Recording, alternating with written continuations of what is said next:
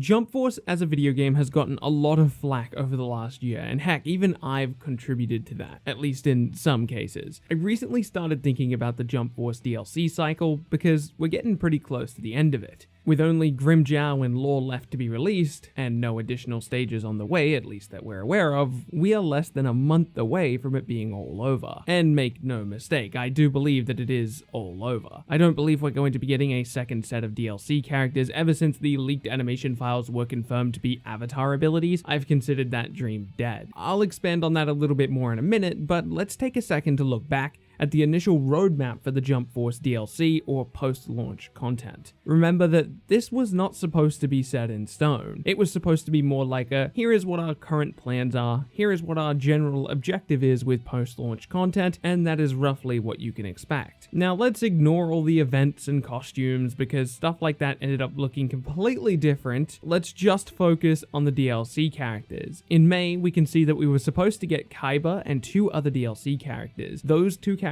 ended up being All Might and Biscuit, who both joined the roster in May as planned. 3 months later, another 3 characters were supposed to join the roster. This is the first time we see any change in the schedule. They did arrive on time, but instead of getting 3 characters as we were quote-unquote promised in August, we got 2 characters, Bakugo and Majin Buu. The assumption for the third batch of DLC was always that it was going to be a pack of 3 characters that would release in November, finishing up the DLC cycle while separating each of the packs by 3 months. But after getting just 2 characters in August, we collectively as a community were a little bit confused. Well, now in present day, 3 months after the release of Bakugo and Majin Buu, we have a third pack, Hitsugaya and Madara. But we still have a 4th pack on its way, Grimjow and Lore. According to Bandai Namco US, Lore will be coming to the game in December. If that is the case, I think it's fair to suspect that he won't be alone and that he'll be joined by Grimjow. So now that we have all of that information, this is reality compared to the roadmap that we got all the way back, I believe in February off the top of my head. Obviously,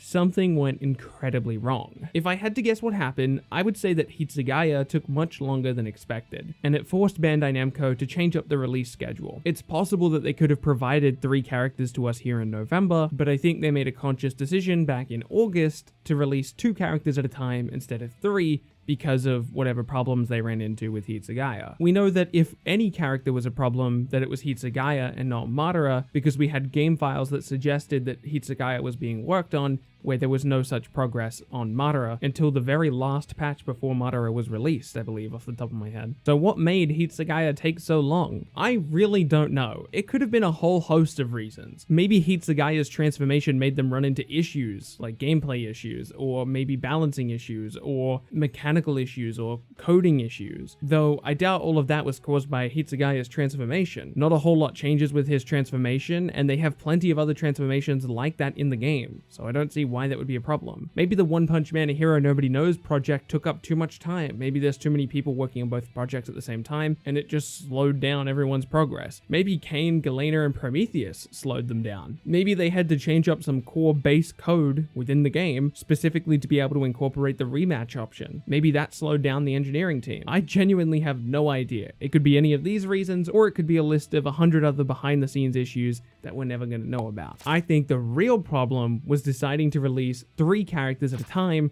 3 months apart from one another. Inherently, it might make sense to do that because Jump Force is a 3 versus 3 game, but I think I speak for a lot of us when I say we would have preferred these characters releasing one by one with just 1 month apart from each other. Not only for our own personal excitement being excited month to month for a new character, but I think it also would have kept the community at large more engaged with the product on a month-to-month basis. I'm not a marketing major and I don't pretend to be one, but I would really like to see the alternate timeline where each of these characters were released separately over a month-by-month basis, just to see the difference in the player base's response. What do you think about the way that Spike Chunsoft, or Bandai Namco, whoever's decision it was, what do you think about the way that they handled the Jump Force DLC? And what would you recommend they do in the future for their future products, like for example, One Punch Man, A Hero Nobody Knows? Thank you so much for watching this video. My name has been BILBZY, and I'll be sure to catch you in the next one.